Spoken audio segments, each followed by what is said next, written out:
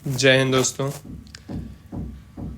आज जो है हम अपने channel UPSC to the point में डिस्कस करेंगे दिसंबर 22 दिसंबर 2022 का newspaper Indian express analysis.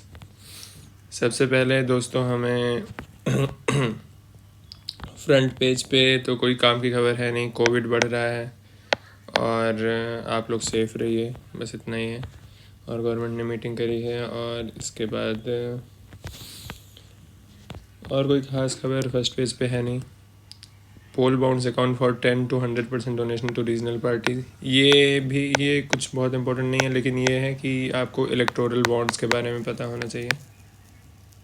Electoral bonds क्या होते हैं ये आपका होमवर्क है, सर्च आपको करना है गूगल पे इलेक्टोरल बॉन्ड्स के बारे में। तो अभी एक इलेक्शन कमीशन ने अपनी रिपोर्ट में बताया कि अब 10 से 100% तक डोनेशंस रीजनल पार्टीज़ को, जैसे कि बीजू जनता दल हो गया और समाजवादी पार्टी हो गया, इनको इलेक्टोरल बॉन्ड्स के थ्रू आ रहा है। इस खबर में इतना ही है। आप इलेक्टोरल बॉन्ड्स क्या होता है ये आपको पता होना चाहिए और क्या इसमें इशू है ये भी आपको पता होना चाहिए। आप ये गूगल पे आराम से देख सकते हैं। मैं आपका टाइम क्यों यहाँ पे वेस्ट करूँ। बाकी यहाँ पे कुछ खबर है नहीं, सेकंड पेज पे भी कोई ख़ास खबर है नहीं।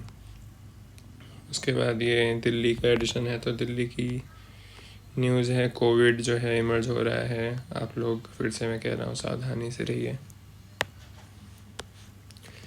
फिर हम नेक्स्ट पेज पे जाते हैं, यहाँ भी कुछ है नहीं। आज के न्यूज़पेपर में दोस्तों ज़्यादा कुछ है नहीं। दिल्ली में यहाँ पे रातों को रेस्टोरेंट्स वगैरह खोलने की परमिशन दिया गया है, लेकिन ये कुछ एग्ज़ाम पॉइंट ऑफ व्यू से इसमें कुछ भी काम कर नहीं है। फिर पार्लियामेंट में क्या हुआ, विंटर सेशन चल रहा है पार्लियामेंट का, आपको पता होना चाहिए। तो इस पेज पे भी कोई खबर है नहीं ऐसी खास। ये नॉर्मल कांग्रेस बीजेपी की पॉलिटिक्स है, ये सब होता ही रहता है, कोई कुछ इम्पोर्टेंट इसमें भी नहीं है। अच्छा, एक ये खबर है थोड़ा क्योंकि हम जो है बिल के बारे में नहीं पढ़ते हैं, लेकिन अगर राज्यसभा से कोई बिल पास हो गया है तो मोस्ट प्रोबेबली वो एक्ट बन ही जाएगा, क्योंकि लोकसभा से पहले ही ये एंटी पायरेसी बिल जो है ये पास हो चुका है। राज्यसभा से भी पास हो गया, अभी प्रेसिडेंट के पास जाएगा, नोट मिलेगी तो ये लॉ बन जाएगा। तो इसलिए हम जो है इसके बारे में थोड़ा सा पढ़ेंगे। एस जयशंकर हमारे एक्सटर्नल अफेयर्स मिनिस्टर हैं, इन्होंने बोला कि ये बिल हमें मैरीटाइम सिक्योरिटी को इंश्योर करेगा और इंडिया की सिक्योरिटी और इकोनॉमिक वेलबींग को इंश्योर करेगा। और जो है हमें सी लेन्स ऑफ कम्युनिकेशन हमारे लिए बहुत क्रिटिकल है, क्योंकि 90% ऑफ इंडियाज़ ट्रेड और 80% ऑफ इंडियाज़ हाइड्रोकार्बन मतलब basically petroleum and related product. तो 90% ऑफ इंडियाज़ ट्रेड और 80% ऑफ हाइड्रोकार्बन रिक्वायरमेंट जो है कहाँ से आता है, हमें सी के थ्रू आता है। इस बिल में जो कि लॉ बनने का पूरा संभावना है इसका, तो डेथ पेनल्टी भी है, एक्सेप्शनल केसेस में मिल सकती है। और अभी तक हमारे आईपीसी या किसी भी क्रिमिनल कोड में, हमारे कोई भी लॉ में इस तरह की मतलब समुद्र में या फिर पायरेसी अगर ऐसा कुछ मैरीटाइम से रिलेटेड हो, ऐसा कोई लॉ नहीं था। तो इसलिए जो है अभी तक कोई लॉ नहीं था, लीगल प्रोविज़न नहीं था कोई CRPC या आईपीसी में, इसलिए ये बिल बहुत इंपॉर्टेंट होता है। और ये हमें इनेबल करेगा कि हम जो अपने ऑब्लिगेशंस हैं यूएन क्लॉज में, यूएन क्लॉज क्या होता है दोस्तों, United Nations Convention on law of seas. UN clause के बारे में डिटेल में आपको ज़्यादा नहीं, लेकिन बेसिक्स पता होना चाहिए और आप गूगल कर सकते हैं। मैं आपको बेसिक बता देता हूँ कि बेसिकली एक लॉ बनाया गया है कि कितने सी में कैसे कंट्रियाँ बिहेव करेंगी, किसी कंट्री के बॉर्डर से कितनी दूर तक उसकी टेरिटोरियल वाटर है और सब चीज़ें हैं, एक्सक्लूसिव इकोनॉमिक जोन है, ये सब डिफाइन करा गया है यूएन क्लॉज में। और बेसिकली सी से रिलेटेड है कन्वेंशन, इंटरनेशनल कन्वेंशन है। तो ये 1982 में इंडिया ने साइन किया था और 1995 में रेटिफाई करा था। रेटिफाई का मतलब होता है दोस्तों कि पार्लियामेंट से अप्रूवल यहाँ पे हमें मिला, इंडियन पार्लियामेंट से अप्रूवल मिला 1995 में, लेकिन जो गवर्नमेंट लेवल पे और एग्जीक्यूटिव लेवल पे 1982 में ही साइन कर लिया गया था। और बाकी यहाँ पे कुछ इंसिडेंट्स होते हैं जो मेरी टाइम्स के बारे में, और कुछ इतना इम्पोर्टेंट है नहीं इसमें। अगले पेज पे चलते हैं। कश्मीर में ये हो रहा है, इसमें भी कोई इम्पोर्टेंट नहीं है। राहुल गांधी की भारत जोड़ो यात्रा है, कुछ इम्पोर्टेंट नहीं है। ये सब पॉलिटिक्स की खबर है। आज जो है अब फालतू टाइम वेस्ट करने से कोई फ़ायदा नहीं है। यहाँ पे भी जो है कुछ इम्पोर्टेंट खबर नहीं है, और यूपीएससी पॉइंट ऑफ व्यू से कुछ इम्पोर्टेंट खबर नहीं है।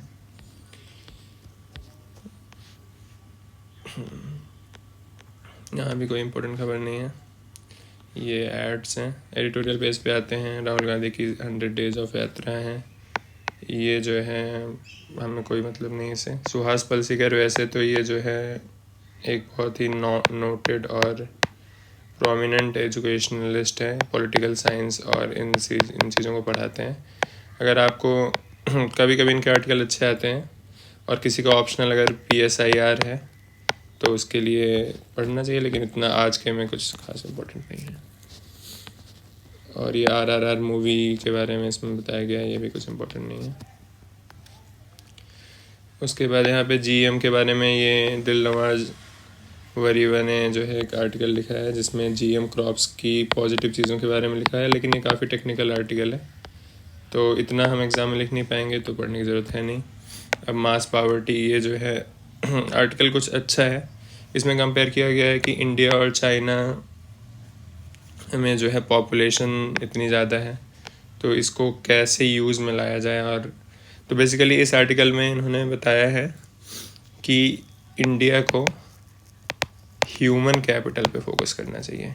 ह्यूमन कैपिटल मतलब कि लोगों के स्किल, पब्लिक जो है, हमारी पॉपुलेशन है इतनी ज़्यादा है, पॉपुलेशन हमारा 1.4 बिलियन 1.5 बिलियन हो जाएगा कुछ दिनों में, और दुनिया की सबसे लार्जेस्ट पॉपुलेशन कंट्री हम होने वाले हैं, हो गए हैं। तो हमें जो है अपनी पॉपुलेशन को क्या देना पड़ेगा, स्किल्स देनी पड़ेंगी। तो इसलिए ह्यूमन कैपिटल पे अगर हमें इंडिया को ग्रोथ करना है और आगे बढ़ना है, तो ह्यूमन कैपिटल पे हमें फोकस करना चाहिए। तो इन्होंने लिखा है, बताया कि 1.43 बिलियन पीपल जो है 2023 में चाइना को एक्सीड कर देंगे। तो ये जो माइलस्टोन है बिटर स्वीट है, मतलब बिटर स्वीट मतलब ये है कि अच्छा और ख़राब। तो क्या अच्छी चीज़ है? पहली अच्छी चीज़ ये है कि हमारी लाइफ एक्सपेक्टेंसी 1947 में 31 ईयर्स थी, अब 62+ ईयर्स है, तो हमने ये डबल कर दिया है। तो एक ये इम्पोर्टेंट बात हो गई। और लेकिन दिक्कत क्या है, बिटर क्या है? मैसिव पॉपुलेशन जो है, इसको प्रॉस्पेरिटी, मास पॉपुलेशन के लिए मास प्रॉस्पेरिटी जो है क्या है, बहुत मुश्किल काम है। अब इन्होंने कुछ फैक्ट्स दे रखे हैं कि कैसे क्या, मतलब अपनी बात को प्रूव करने के लिए। जैसे इन्होंने बताया कि इंडिया जो है 8% GDP सॉफ्टवेयर एम्प्लॉयमेंट से जनरेट करता है, लेकिन केवल 0.8% जो है वर्कर्स काम करते हैं, और GDP 8% प्रोड्यूस करते हैं। तो डिस्पैरिटी बहुत ज़्यादा है। और बताया है इन्होंने कि ओवरसीज़ पॉपुलेशन, जो कि इंडिया की 2% पॉपुलेशन है, हमारे रेजिडेंट्स के जो इंडिया में रहते हैं उनके कंपेरिजन में बस 2% लोग बाहर रहते हैं, और वो 100 बिलियन रेमिटेंस भेजते हैं इंडिया में। और इन्होंने ये भी बताया कि क्वालिटेटिव शिफ्ट हो रहा है, हमारे जो वर्कर्स बाहर काम कर रहे हैं, जैसे कि पहले लो स्किल वर्कर्स जो काम करते थे सऊदी अरेबिया लेबर्स के फॉर्म में, UAE, कुवैत, ओमान, ये 54% से घट कर, ये पहले 54% था, अब यहाँ से घट के 28% हो गया। और हाई इनकम कंट्री जैसे कि US, UK, सिंगापुर में 26% से बढ़ के 36% हो गया। मतलब अब जो है मोर स्किल्ड जॉब की तरफ माइग्रेट कर रहे हैं हमारे जो लेबर्स हैं। और इन्होंने बताया है कि जो हमारा रेमिटेंस है, वो टोटल इंडिया में जो FDI आता है उससे 25% हायर है, और सॉफ्टवेयर एक्सपोर्ट्स जो होते हैं इंडिया से, उससे 25% कम है। तो बेसिकली एक जो है आंकड़ा इन्होंने दिया है।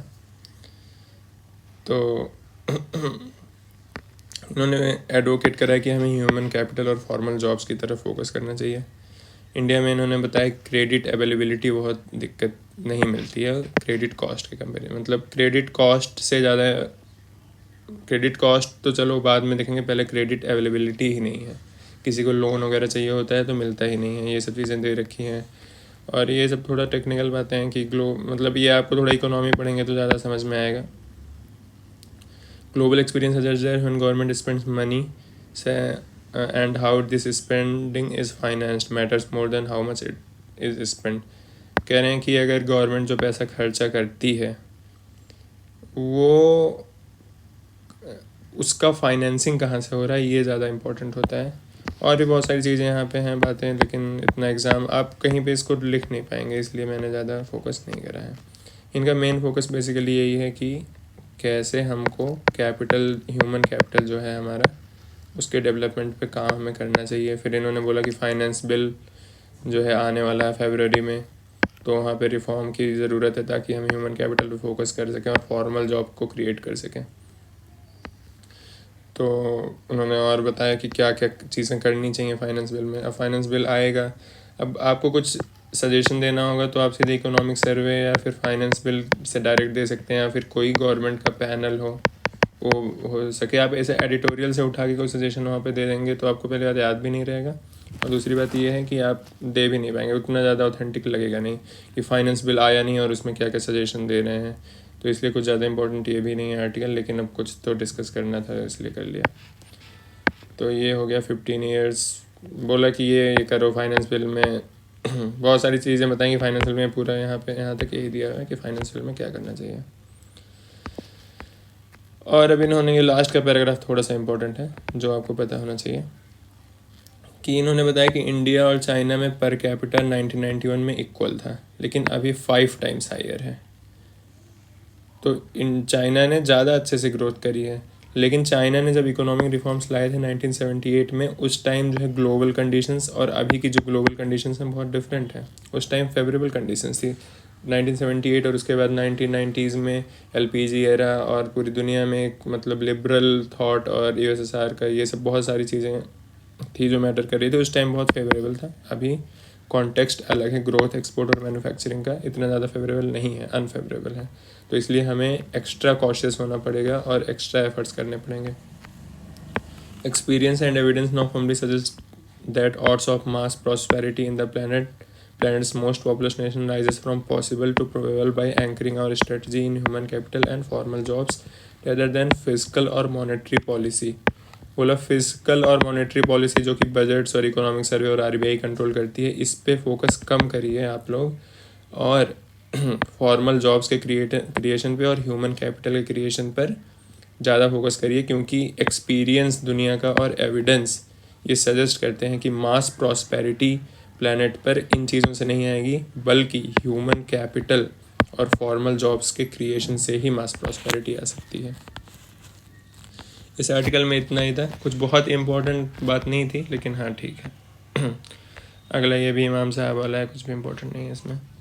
फिर दुनिया में चाइना में कोविड केसेस बढ़ रहे हैं, इंडिया में भी आ गए हैं, तालिबान ने लड़कियों को हायर एजुकेशन के लिए बैन कर दिया है, लेकिन एग्ज़ाम पॉइंट ऑफ व्यू से इतना कुछ इंपॉर्टेंट नहीं है, जलसंकी गए हैं यूएस, और ठीक है, और तो कुछ इंपॉर्टेंट इसमें भी नहीं है।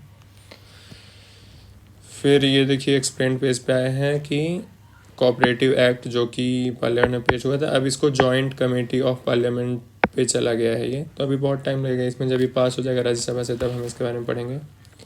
अभी ये जॉइंट कमेटी ऑफ पार्लियामेंट मतलब राज्यसभा प्लस लोकसभा की कमेटी जो है इस बिल पे, जो कोऑपरेटिव एक्ट्स वाला बिल है, इस पे स्टडीज़ को करेगी और कुछ सजेशंस होंगे तो सजेशन देगी, फिर अमेंडमेंट होगा, फिर दोबारा पेश करा जाएगा, फिर पास होगा, तब हम पढ़ेंगे इसे।